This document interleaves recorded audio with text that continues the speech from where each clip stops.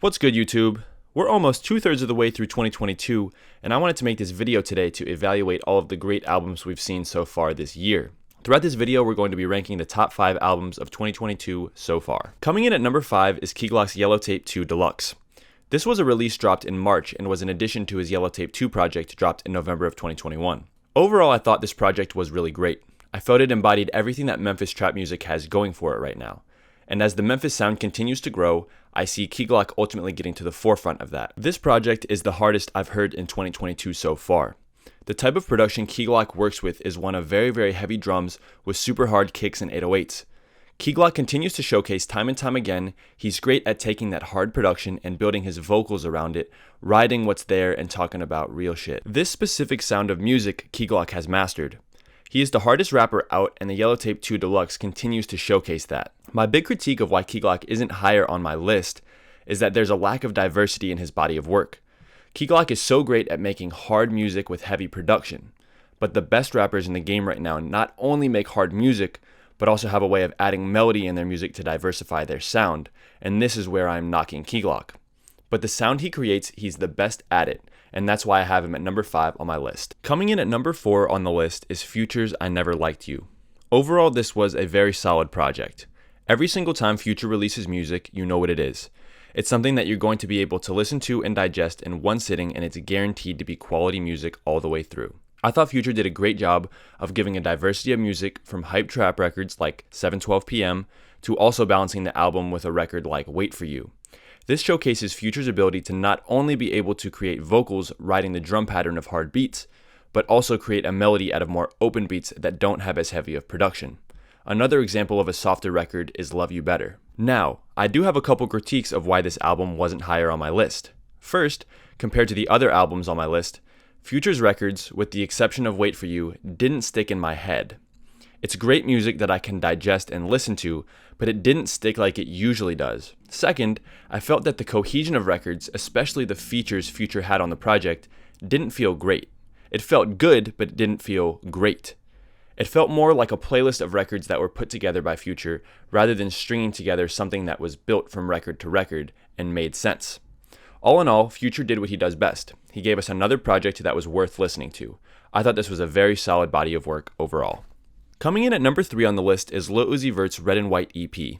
I felt that this was a really solid project for very different reasons than the other two I've named up to this point. Unlike Future and Key Glock, Uzi is not a trap artist. He doesn't typically go in on beats with heavy production.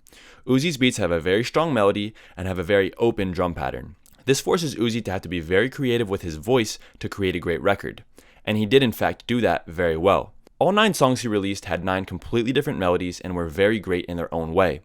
As he released this project 2 weeks ago, it was something that was so different than other big projects being released throughout the year. I felt it was great for the game. My main critique of why I didn't have this higher on my list is because it didn't feel like a diverse project.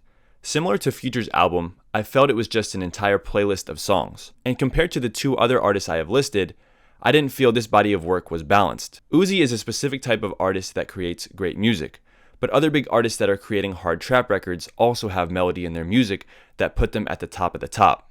I feel Uzi is great at creating melody, but there's no strong bit of hard music that he creates. And I understand that's not in his lane, but the artists that are at the top of the top are creating hard records on top of catchy melodic records. Overall, Uzi dropped an amazing project, and I'm very glad that he's still on his game. Coming in at number 2 on my list is Gunna's DS Forever. Out of all the projects I'll list, this album had the most amazing production of any project I've ever heard. From Wheezy to Metro Boomin to Taurus to Mike Will Made It to Turbo, every huge producer got Gunna 10 out of 10 beats that were a strong component to creating great records. Compared to other albums I've listed up to this point, I felt this was the most well-balanced. Gunna had hard trap records like Pushin' P or South to West to soft melodic records like So Far Ahead. From top to bottom, this whole project felt very cohesive and was a very enjoyable listen. Gunna created records that not only hit emotionally for me and stuck, but also created very catchy records that have me reciting the lyrics back every day. Up to this point in Gunna's career, I felt this was the most complete form we've ever seen him. He's had records in the past and albums that were great, but I felt this was an overall elevation of his game. Another great thing I felt was that the features people gave Gunna on this album felt very cohesive. Unlike what I thought on Future's project, whenever I hear a feature on a Gunna project, it feels like Gunna was in the studio with that person crafting a vision. On a personal level, I wasn't crazy about every feature Gunna had, but I felt that there was no doubt that the records cohesively sounded great put together. Overall, this was a great project. The only critique I have is that Gunna was outdone, which leads me to the final spot on the list. Coming in at number 1 on the best albums of 2022 so far is Lil Durk's 7220 and 7220 Deluxe. Overall, I thought this was a phenomenal body of work done by Lil Durk.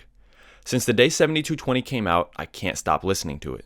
What Durk showcased to me is that he can make every facet of rap work. He can make hard trap records like Hear It Back with Moneybagg Yo, he can tell you a story like Started From, and he can create amazing melodic records like What Happened to Virgil.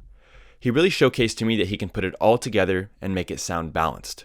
The ability to create a balanced project to the level that Lil Durk did is what I feel separated him from every other person on this list. I can listen to this project from top to bottom, and not only does it sound amazing, but it sounds like it just makes sense. It's so complete. He did this successfully on the 7220 album alone when it dropped in March, but he proved to me he could do it again when he dropped the 7220 Deluxe in June. All of the features Durk got for the project, outside of Broadway Girls, because I don't care for that song, were amazing.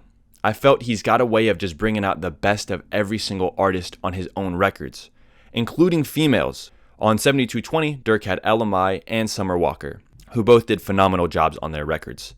Another thing I felt Durk did an amazing job of, and this adds to the cohesiveness, is with the Deluxe included, he had 24 records by himself that sounded amazing. He proved he doesn't need anyone to make great music.